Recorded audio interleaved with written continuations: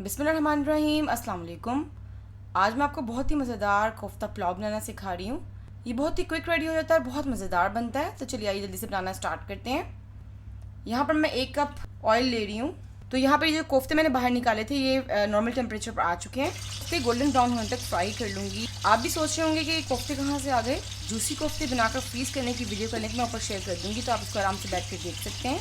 तो आप ये फ्रीज़ किए हुए कोफ्ते निकालें, कुछ देर बाहर रखें रूम टेम्परेचर पर और इसको फिर फ्राई कर लें। बस इसकी साइड चेंज कर करके इसको मैं चारों तरफ से ब्राउन कर लूँगी।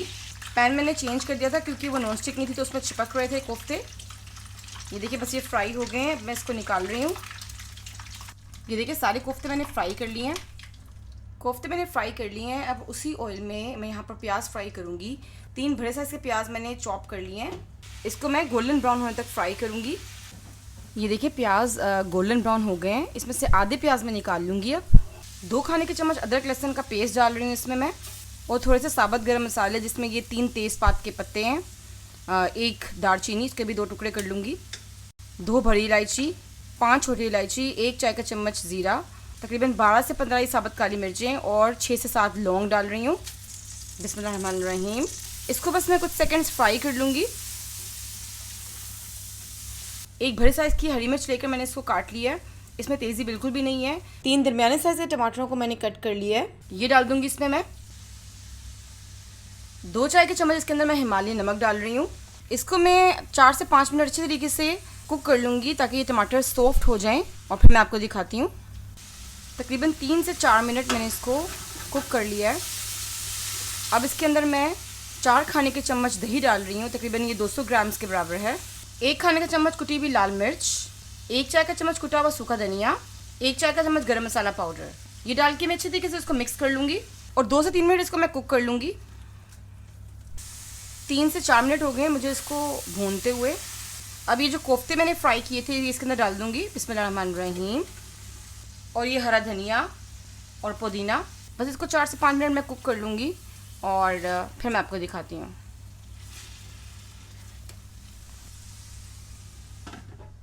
तकरीबन 3 से 4 मिनट हो गए हैं और कोफ्ते कुक हो गए हैं। अब मैं 1 किलो चावल बना रही हूँ। 4 मग चावल मैं इस्तेमाल कर रही हूँ।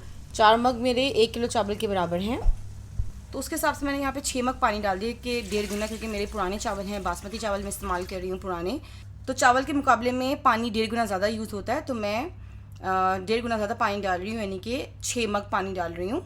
तो अगर आप लीटर्स में देखें तो तकरीबन ये 1.5 लीटर पानी है। 3 चाय का चम्मच मैं इसमें नमक डाल रही हूँ। नमक आप अपने हस्बे जायका डालिएगा और ये पानी में चख लीजिएगा कि नमक थोड़ा सा पानी के हिसाब से थोड़ा सा तेज़ होना चाहिए। बस इसको मैं मिक्स कर लूँगी और इसको बॉयल होने दूँगी। फिर इसके अंदर भीगे हुए चावल डालेंगे। पानी बॉयल होना शुरू हो गया है। इसके अंदर मैं ये चावल डाल रही हूँ। इसको मैंने आधा घंटा भिगो दिया था। बिस्मिल्लाहिर्रहमानिर्रहीम। बिल्कुल इख्तियार से इसके अंदर आप चमचा मारें क्योंकि कोफ्ते टूट ना जाएँ। बस इसको मैं कुक कर लूँगी अच्छे तरीके से। जब ये पानी अच्छे तरीके से चावलों का खुश्क हो जाए, ये देखिए तकरीबन पानी खुश्क हो चुका है, थोड़ा सा पानी रह गया है, ये देखें। तो इसको दम में मैं खुश्क करूँगी। बाकी ये जो प्याज फ्राई किया था जो हमने निकाला था, ये थोड़ा सा ये डाल दूँगी मैं इस पर।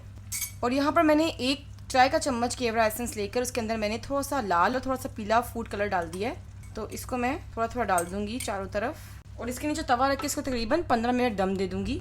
15 मिनट हो गए हैं। अब इसको सर्व करती हूँ। बिस्मिल्लाहिर्रहमानिर्रहीम। थोड़ा सा इसके ऊपर मैं कटे हुए टमाटर, हरा धनिया, लेमन स्लाइसेस और हरी मिर्ची डाल रही हूँ। बिस्मिल्लाहिर्रहमानिर्रहीम। ये देखिए माशाल्लाह कितना ही खिला खिला और ज़बरदस्त किस्म का पुलाव रेडी हुआ है।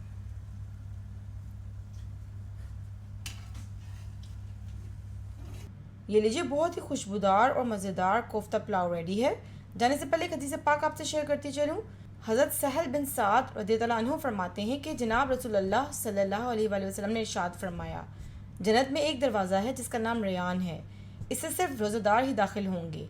जब इनमें आखिरी शख्स दाखिल हो चुकेगा तो इसको बंद कर दिया जाएगा और फिर इससे कोई दाखिल ना हो सकेगा। अपना बहुत सा ख्याल रखिएगा और मुझे अपनी दुआओं में याद रखिएगा। जज़ाकल्लाह खैर।